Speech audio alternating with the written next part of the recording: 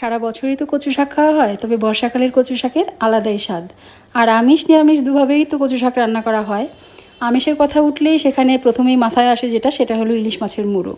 এছাড়া চিংড়ি মাছ পেঁয়াজ রসুন দিয়েও রান্না করা হয়। আর নিরামিষ হলে সেখানে নারকেল কোড়া, ছোলা এগুলোই মাথার মধ্যে আসে।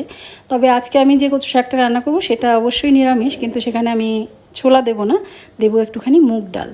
তো অনেক সময় এর মধ্যে আমি বিউলির ডাল দিয়েও করি, সেটা খেতেও খুব ভালো লাগে। তাহলে চলুন আমি কিভাবে এই কচু শাকটা রান্না করলাম সেটাই আপনাদের সাথে একটুখানি শেয়ার করি।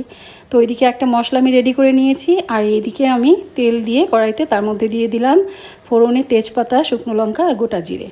তো এইবার এই যে মুগ ডালটা দিলাম, এটাকে খুব সাবধানে ভেজে নিতে হবে, এমনভাবে ভাজতে হবে যেন পুড়েও না যায় আবার একদম কাঁচাও না থাকে। তো ওটা ভাজা হয়ে গেলে এর মধ্যে দিয়ে দেবো কুড়োনো নারকেল। এবার নারকেলটাকে দিয়েও খুব ভালো করে ভেজে নেব। তারপর এর মধ্যে দিয়ে দেবো চেরা কাঁচা লঙ্কা। আর ওইদিকে যে মশলাটা আমি বানিয়েছিলাম তার মধ্যে ছিল হলুদ গুঁড়ো, লঙ্কা গুঁড়ো, ধনে গুঁড়ো আর জিরে গুঁড়ো। এখানে আমি কোনো ধরনের কোনো আদা ইউজ করব না। সেটা আমিষ বা নিরামিষ কোনো ক্ষেত্রে আমি কচু শাকে আদা দিই না। তো যাই হোক, এবার মশলাটা দিয়ে ভালো করে কষিয়ে নেব।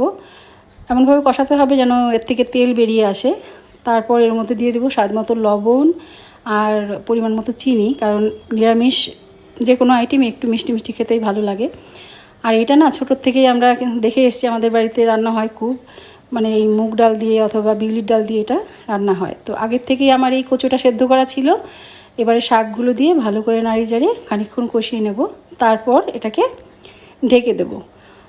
তো এইভাবে করে কে কে খেয়েছেন, কোনো দিন খেয়েছেন কি না অবশ্যই আমাকে জানাবেন। আর এইভাবে করে একবার রান্না করে দেখবেন, খেতে খুবই ভালো লাগে। তো এইদিকে আমার কচু শাকটা সেদ্ধ হয়ে গেছে একদম টোটালি। এবার এটাকে আর একটুখানি ভালো করে নাড়িয়ে জলটা শুকিয়ে নেব। আর যেটা করব সেটা হলো লাস্টে দিয়ে দেবো একটুখানি গোবিন্দভোগ চালের গুঁড়ো। এটা জল দিয়ে আমি গুলিয়ে রেখেছি, অনেক সময় বেটেও দিই পিটুলিটা। যে কোনো ঘন্টে আমি এই চালের পিটুলিটা ইউজ করি, তাতে কি হয় ঘন্টের যে বাইন্ডিংটা সেটা খুব ভালো হয়। তো এইভাবে আরেকটুখানি নাড়িয়ে নেব। তারপর লাস্টে দিয়ে দেবো একটুখানি ঘি আর চেরা কয়েকটা কাঁচা লঙ্কা আর একটুখানি ফ্রেশ কুড়োনো নারকেল। তো এই হলো আমার নিরামিষ কচু শাকের রেসিপি। তো আপনাদের কেমন লাগলো, আপনারা কে কীভাবে রান্না করেন অবশ্যই আমাকে জানাবেন। আর যদি মনে করেন যদি ভালো লাগে তাহলে এইভাবে করে একবার রান্না করে খেয়ে দেখবেন, আশা করি খারাপ লাগবে না। তো ফাইনাল লুক হলো এই আমার কচু শাকের। তো ভালো থাকবেন, সুস্থ থাকবেন, আপনারাও বানিয়ে খাবেন।